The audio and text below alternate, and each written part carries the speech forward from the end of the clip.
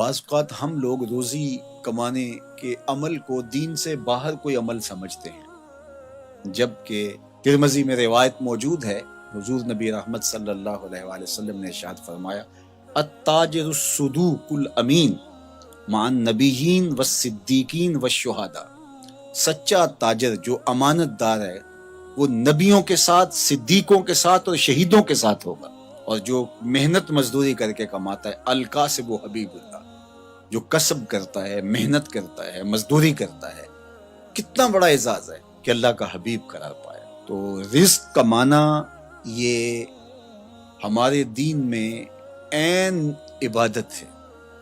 اللہ کے محبوب علیہ السلام نے ایک موقع پہ ارشاد فرمایا ما ودع فی امرہ فہی صدقہ، جو کمائی کر کے لا کے تو بیوی کے منہ میں رکھتا ہے، لقمہ ڈالتا ہے، فرمایا وہ بھی صدقہ ہے، اس کا بھی تجھے صدقے کا ثواب نصیب ہوتا ہے۔ سورہ الجمعہ اٹھائیے، وہاں جب جمعۃ المبارک پڑھنے کی تاکید کی گئی اور کہا کاروبار چھوڑ دو، اور پھر فرمایا جب تم جمعۃ المبارک کی نماز ادا کر لو پھر اللہ کے فضل کو ڈھونڈنے نکلو۔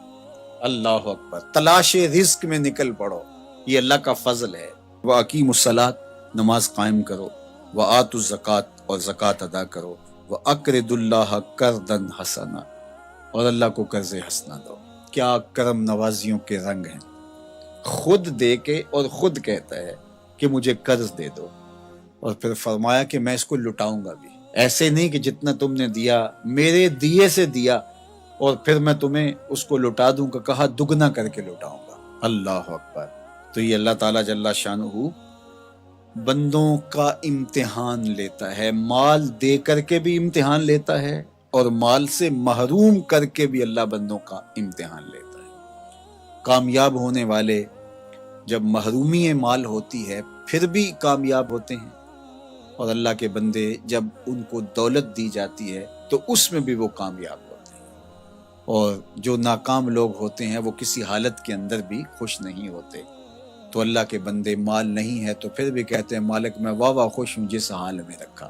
غربت ہے تو پھر بھی خیر ہی خیر ہے، اور اگر اللہ نے دولت عطا کر دی ہے، آزمائش میں ڈال دی ہے، تو پھر اس کو راہ خدا میں خرچ کر کے، اللہ کی راہ میں لٹا کر کے اسی کو قرضے میں دے دو۔ جب اسی کو قرضے میں دے دیا تو وہ دولت بھی محفوظ ہو گئی اور واپس پلٹتے ہوئے وہ کئی گنا ہو چکی ہوگی۔ اگر بندہ اس نقطے کو سمجھ لے تو کبھی بھی وہ راہ خدا میں دیتے ہوئے پریشان نہیں ہوگا کہ یہ تو میں اللہ کو دے رہا ہوں، قرضے میں دے رہا ہوں، اور اس کا وعدہ ہے کہ میں لٹاؤں گا ضرور، اور اللہ کے وعدے سچے ہوتے ہیں۔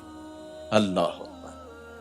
تو جن لوگوں نے اس اللہ کے وعدے پر یقین کیا اور پھر اس کی راہ میں بانٹا، وہ کبھی بھی مسکین نہیں ہوئے، کبھی بھی غریب نہیں ہوئے۔ وَمَا تُقَدِّمُوا لِأَنفُسِكُم مِّن خَيْرٍ تَجِدُوهُ عِندَ اللَّهِ، جو تم بلائی آگے بھیجو گے، جو نیکی آگے بھیجو گے، اللہ کے ہاں اس کو پالو گے۔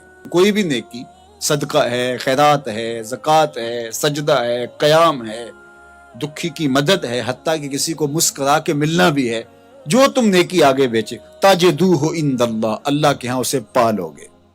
اللہ اکبر۔ حدیث پاک میں آتا ہے کہ جب کوئی بندہ اللہ کی راہ میں خرچ کرتا ہے تو اللہ اس کو یوں پالتا ہے جس طرح تم مینڈا پالتے ہو اور اس کو پال پال کے بڑا جوان کرتے ہو، تو جب تم راہ خدا میں دیتے ہو تو اللہ اس کو یوں پالتا ہے۔ اور قیامت کے دن جب بندہ دیکھے گا ان لوگوں کے صلے کو جنہوں نے آگے بھیجا تھا اور اب صلہ پا رہے ہیں، تو وہ بڑا پچھتائے گا، کاش کہ یہ سودا میں نے بھی کیا ہوتا۔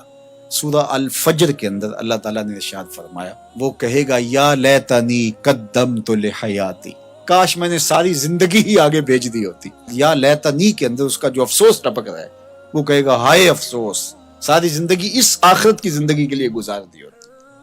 لیکن اس دن پھر پچھتانے کا کوئی فائدہ نہیں ہوگا۔ آج کا پچھتاوا کل کی بہتری کا ضامن ہے، کل کا پچھتاوا سوائے حسرت بڑھانے کی اور کچھ نہیں ہوگا۔